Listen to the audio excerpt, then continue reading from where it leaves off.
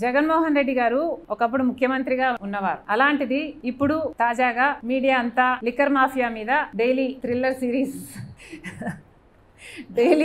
Series నడుపుతోంది. దాంతో YCP వాళ్ళకు భయం పుట్టుతుంది. సహజంగానే జగన్మోహన్ రెడ్డి గారు ఆ భయాలని అడ్రస్ చేయడానికి, వాళ్ళకి సెక్యూరిటీ కలిగించడానికి మాట్లాడుతున్నారని క్లియర్గా అర్థమవుతుంది. కానీ నా అభ్యంతరం ఏమిటంటే జగన్మోహన్ రెడ్డి గారు ఇంతకు ముందు ముఖ్యమంత్రిగా పనిచేసిన వారు. అలాంటిది ముఖ్యమంత్రిగా హోదాలో ఉన్న వ్యక్తి పోలీసు డిపార్ట్మెంట్ పట్ల వాళ్ళ బట్టలు ఉడదీస్తాం, వాళ్ళని తరిమి కొడతాం, వాళ్ళు ఎక్కడున్నా పట్టుకొస్తాం, విదేశాలకు వెళ్ళినా వదిలిపెట్టాం లాంటి మాటలు ఒక మాజీ ముఖ్యమంత్రి గారు మాట్లాడడం అస్సలు బాగలేదు. ముఖ్యమంత్రిగా ఉన్న రోజుల్లో మీరు పోలీసు వ్యవస్థను ఎలా వాడుకున్నారో జనాలు మర్చిపోలేదు.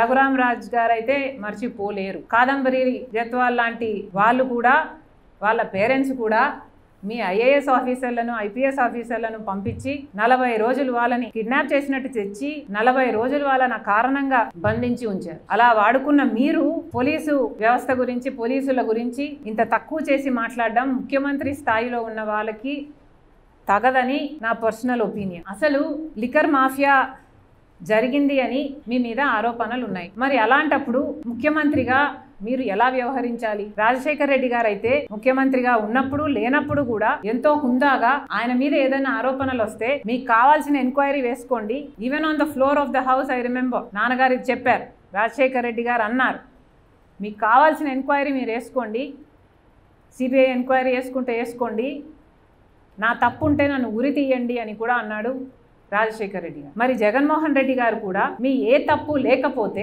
మీరు ఎందుకు మాట్లాడలేకపోతున్నారు? మీరు వెళ్ళండి, అసెంబ్లీకి వెళ్ళండి, on the floor of the house on record చెప్పండి, ఏ ఎంక్వైరీ కావాలంటే ఆ ఎంక్వైరీ వేసుకోండి. మీరు సిబిఐని పిలుస్తారా, లేకపోతే సిట్టింగ్ జడ్జితో చేపిస్తారా? మీరు ఏ ఎంక్వైరీ కావాలంటే ఆ ఎంక్వైరీ వేసుకోండి, నా తప్పు లేకపోతే నన్ను ఉరి తీయండి అని మీరు అనలేకపోతున్నారు అంటేనే మీరు దోషి అని ప్రజలకు అర్థమవుతుంది. మీరు ఎందుకు అసెంబ్లీకి వెళ్ళటం లేదు?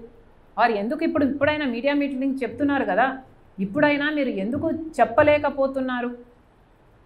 మేము ఓన్లీ క్యాష్ పద్ధతిలో ఎందుకు అమ్మాము అన్న సమాధానం ప్రజలు ఎక్స్పెక్ట్ చేస్తున్నారు. అది చెప్పకుండా నా చుట్టుపక్కల ఉన్న వాళ్ళంతా మంచివాళ్ళు, మచ్చలేని వాళ్ళు, అవినాష్ను కూడా సిబిఐ దోషి అని ఆరోపిస్తుంది. అలాంటి వాడిని పట్టుకొని అమూల్ బేబీ చిన్నవాడు ఏం తెలియదు అని పక్కనే పెట్టుకొని తిరిగిన వాళ్ళు మీరు.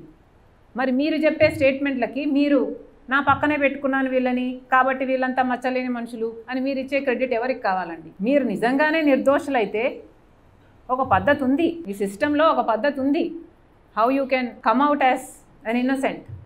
బట్ అది చేయటం లేదు కదా మీరు. Very disappointing.